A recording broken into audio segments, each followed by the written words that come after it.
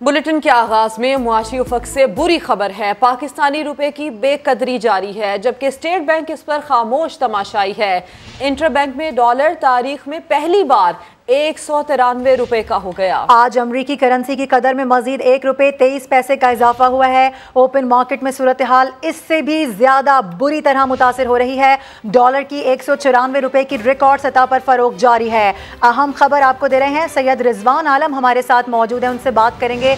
रिजवान, माशी माहिरीन क्या कह रहे हैं, क्या होने जा रहा है?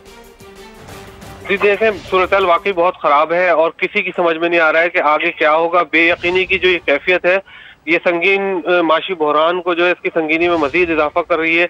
यही वजह है कि हम देख रहे हैं कि इंटरबैंक और ओपन करेंसी मार्केट में जो है हलचल मची हुई है। रोजाना यौमिया बुनियादों पे डॉलर जो है महंगा हो रहा है और सिर्फ एक महीने में डॉलर जो है वो 11.5 रुपए इंटरबैंक में और 12.5 रुपए ओपन करेंसी मार्केट में महंगा हो चुका है।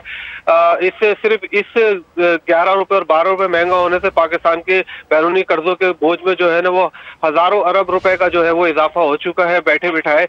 और सूरत हाल अब इस वक्त ये है कि 1 रुपए 23 पैसे आज इंटरबैंक में मार्केट में बढ़ा है डॉलर, और इंटरबैंक में 193 रुपए की रिकॉर्ड सतह पे फरोख्त हो रहा है, जबकि ओपन करेंसी मार्केट में ये 194 रुपए की रिकॉर्ड सतह पे पहुंच गया और दस्तयाब नहीं है। तो ये इतनी खराब सूरत हाल है। स्टेट बैंक की जानिब से भी कोई इक़दाम देखने में नहीं आ रहे, हुकूमत की जानिब से भी कोई ऐसी स्ट्रेटेजी अब तक सामने नहीं आई है कि वो बड़ी पेमेंट्स जो है डॉलर की वो किस तरह उसका जो है वो अरेंजमेंट करेगी, और IMF से डील में जो ताखिर हो रही है, ये सब चीजें लेकर रुपए की कदर को जो है वो मुसलसल गिरा रही हैं। ठीक है, बड़ी टेरेबल सिचुएशन है, ये हालात हैं और रुपए की कदर मुसलसल गिर रही है और जो डॉलर है वो मुसलसल आए रोज़ तगड़ा होता नजर आ रहा है। अपडेट्स के लिए बेहद शुक्रिया आपका। एक और अहम मामला आपको बताएं कि मुल्क भर में बिजली का शॉर्टफॉल 4743 मेगावाट हो गया है, जिसके बायस मुख्तलिफ शहरों में 8 घंटे तक लोड शेडिंग की जा रही है। मुख्तलिफ शहरों में लोड शेडिंग की जा रही है। मुल्क भर में बिजली का शॉर्टफॉल 4743 मेगावाट हो गया है और इसी की वजह से मुख्तलिफ शहरों में 8 घंटे तक लोड शेडिंग जारी है। ऐसे में शहरी शदीद अजियत से दो चार हैं। मुल्क भर में बिजली का शॉर्टफॉल 4743 मेगावाट हो गया है और इसी सिलसिले में मुख्तलिफ शहरों में 8 घंटे तक लोड शेडिंग जारी है। बात करते हैं वहाब कामरान से। वहाब, सूरत हाल से आगाह कीजिए। देखिए, बिजली का शॉर्टफॉल आज फिर बढ़ चुका है। गुज़श्ता रोज की निस्बत शॉर्टफॉल 4743 मेगावाट तक पहुंच चुका है और बिजली की मजमूई पैदावार इस वक्त 20,757, जबकि तलब 25,500 मेगावाट है। मुल्क के मुख्तलिफ हिस्सों में 8 घंटे तक की लोड शेडिंग की जा रही, जबकि बताया गया है कि पन बिजली ज़राए से इस वक्त 5037 मेगावाट, सरकारी थर्मल पावर प्लांट से 821 मेगावाट, जबकि निजी शोबे के बिजली घरों की पैदावार 11,717 मेगावाट है। विंड प्लांट, सोलर और बेगास पावर प्लांट से भी बिजली की पैदावार इस वक्त हो रही है, जबकि न्यूक्लियर पावर प्लांट की पैदावार भी 2372 मेगावाट है। तहम शॉर्टफॉल इस वक्त 4743 मेगावाट तक पहुंच चुका है, जिसकी वजह से लोड शेडिंग मुल्क भर में हो रही है। जी, तफसील के लिए आपका शुक्रिया वहाब कामरान। बहुत शुक्रिया आपका। जान दे दूंगा मगर चोरों को नहीं छोड़ूंगा, ना ही गुलामी कबूल करूंगा। साबिक वज़ीर-ए-आज़म इमरान खान का अटक में जलसे से धुआंधार खिताब। कहा, जो साजिश रोक सकते थे उन्हें बताया भी था कि बहुत मुश्किल से मुल्क को मुस्तहकम किया है, अगर साजिश ना रोकी तो सब तबाह हो जाएगा, मगर अफसोस कुछ ना हो सका। इस्लामाबाद में जब तक ये इलेक्शन नहीं अनाउंस करेंगे हमारी तहरीक जारी रहेगी। मैं अपनी जान की कुर्बानी देने के लिए तैयार हूं, लेकिन मैं किसी सूरत ना इन चोरों को मानूंगा, ना अमेरिका के गुलामों को मानूंगा। जब ये मुझे साजिश का पता चला, जो लोग साजिश रोक सकते थे, मैंने उनको ये बताया कि हमने बड़ी मुश्किल से मुल्क की माइशत को संभाला है। अगर अभी ये साजिश कामयाब हुई तो मुल्क को मुश्किलात का सामना करना पड़ेगा। मैंने भी बताया, मैंने शौकत तरीन फाइनेंस मिनिस्टर को कहा कि बताओ, लेकिन मुझे अफसोस से कहना पड़ता है कि हम कुछ नहीं कर सके। जिन्होंने मुल्क को लूटा था, आज वो ऊपर बैठ के सबसे पहली चीज कर रहे हैं, अपने केस खत्म कर रहे हैं। पाकिस्तानियों, ये है क़यामत की निशानी कि आसिफ जरदारी नैब की इस्लाहत कर रहा है। अभी गए हैं लंदन में मिलने, वो सजा याफ्ता है, वो भगौड़ा है, भागा हुआ है, उससे प्राइम मिनिस्टर जाके मुल्क के फैसले कर रहा है। कितने लोग इन्होंने मरवाए। एयान अली का जो कस्टम ऑफिसर था उसको मरवा दिया। वो जो शहनशाह था जिसने बेनजीर के साथ होता था जब वो कत्ल हुई, उसको मरवा दिया। एक जस्टिस सजाद जरदारी ने उसको मरवा दिया। जो इनके केसेस के पीछे जाता है उनको जान का खतरा होता है। उम्मीद है सुप्रीम कोर्ट जल्द इंतखाबात के लिए फैसला सुनाएगी। साबिक स्पीकर कौमी असम्बली असद कैसर की मीडिया से गुफ्तगू, कहा कि सिंध से खैबर पख्तूनख्वा तक लोगों को यकीन है कि बैरूनी साजिश हुई है।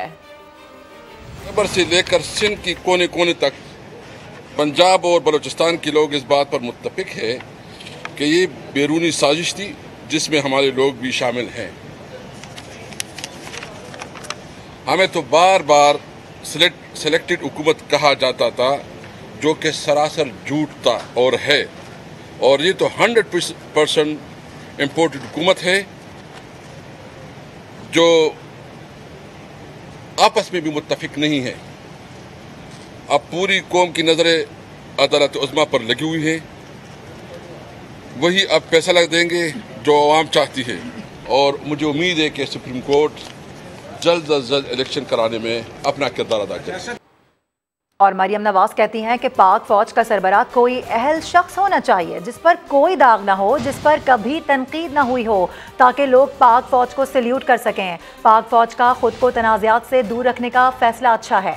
मरियम नवाज ने यह भी कहा कि मेरी जमात को सोचना होगा कि इमरान खान के गुनाहों का टोकरा ना उठाएं, इलेक्शन ही वाहिद हल है।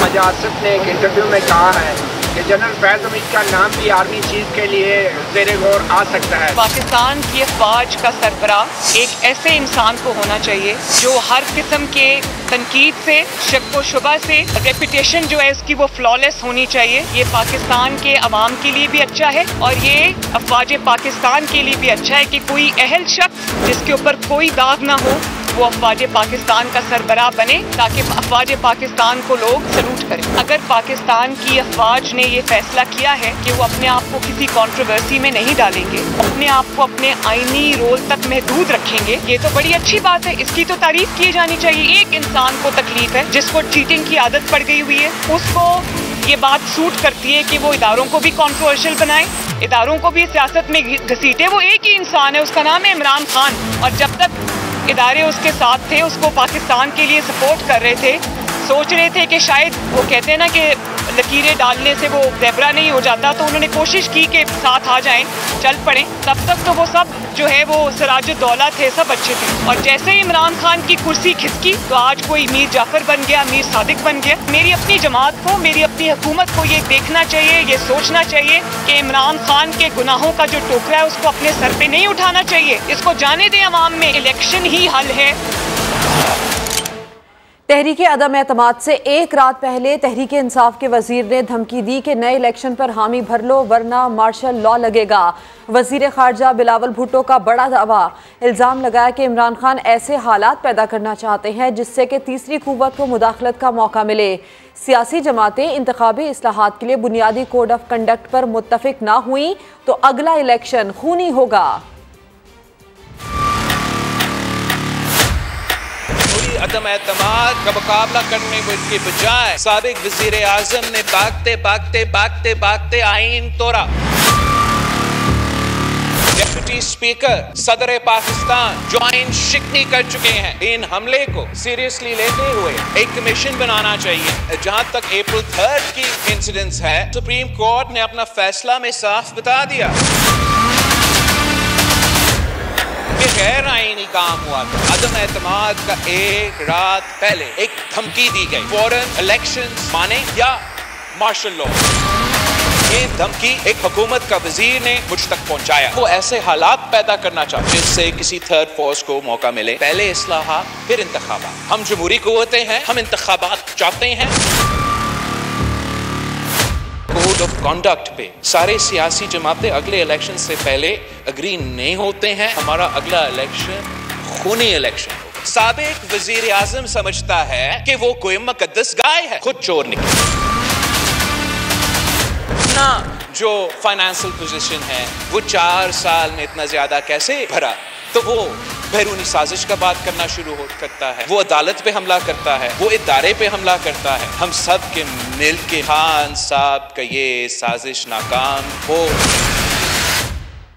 और अब आपको बताएं कि साबिक वजीर दाखिला शेख रशीद कहते हैं कि DG ISPR ने छठी मरतबा कहा है कि फ़ौज को सियासत में ना घसीटें। बयान फ़ौज के अंदर की सोच की तर्जुमानी करता है। बोले बिलावल भुट्टो को एक वजीर मार्शल लॉ की धमकी देता है जो भोंडा मजाक है। नवाज शरीफ, आसिफ जरदारी और मरियम नवाज ने फ़ौज को निशाने पर रखा हुआ है। स्टॉक एक्सचेंज बैठ रही है, रिजर्व्स आधे रह गए हैं, डॉलर 200 रुपये का होने जा रहा है, मुल्क डिफ़ॉल्ट भी हो सकता है। एक ही हल है, उबूरी हुकूमत बनाकर इलेक्शन कराए जाएं। दूसरी सूरत में मुल्क श्रीलंका के हालात की तरफ जा सकता है, फिर किसी के हाथ कुछ भी नहीं आएगा और झाड़ू फिर जाएगा। स्पीकर पंजाब असेंबली परवेज इलाही कहते हैं नून लीग इमरान खान के बयानात को तोड़ मरोड़ कर अफवाज पाकिस्तान के खिलाफ इस्तेमाल कर रही है। सरबराह तहरीक इंसाफ वाज़ेह कर चुके हैं कि फ़ौज ही मुल्क व कौम की तहफ़्फ़ुज़ की वाहिद ज़ामिन है। हमारी पूरी हमदर्दी फ़ौज के साथ है।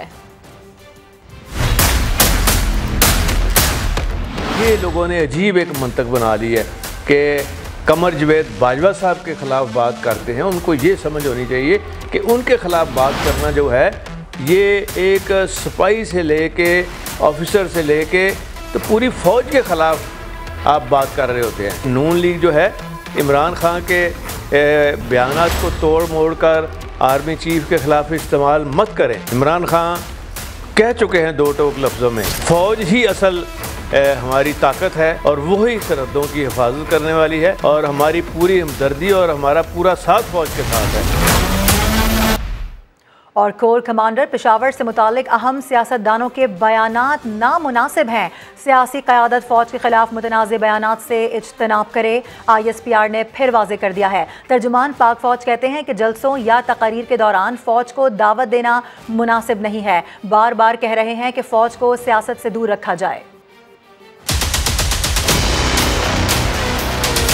सियासी क़यादत फौज के खिलाफ मुतनाज़ा बयानात से इज्तनाब करे। पाक फौज ने एक बार फिर वाज़ेह कर दिया।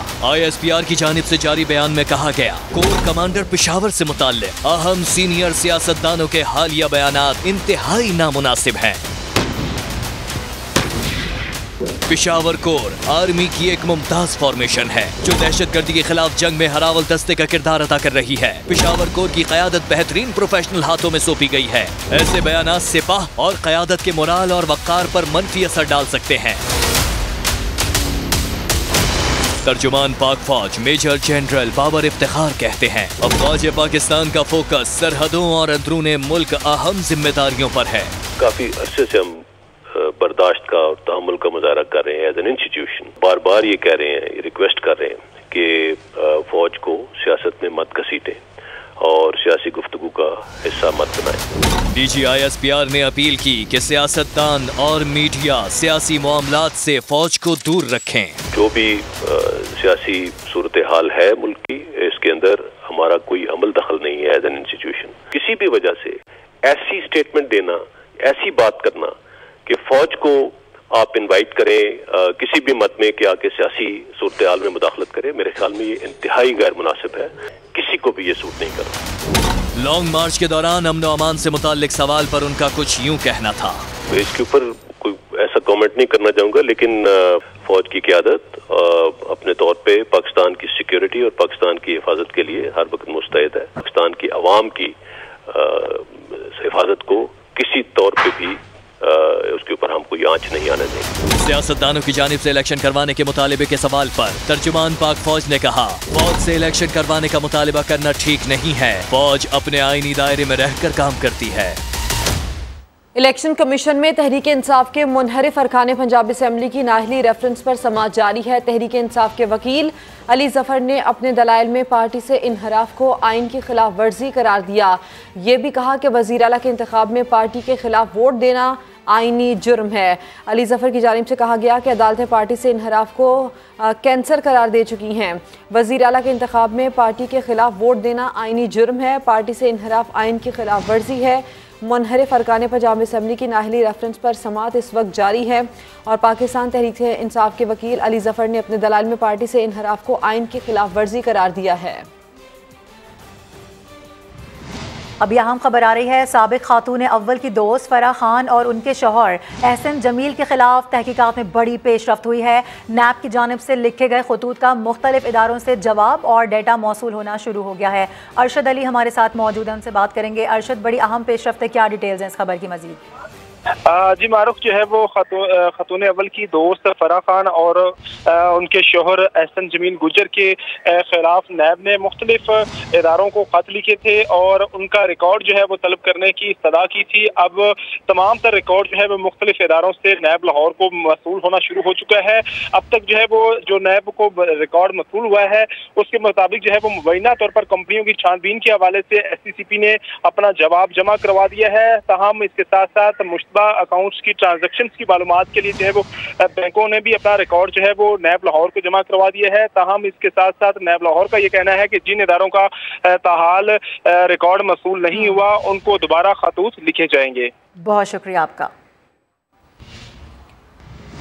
तहरीक इंसाफ के 50 वुज़रा के असासों की छानबीन में तहलका खेज इंकशाफात हुए। शेख रशीद, शाह महमूद कुरैशी, खुसरो बख्तियार और उमर अयूब समेत 12 वुज़रा की दौलत में गैर मामूली इजाफा देखा गया।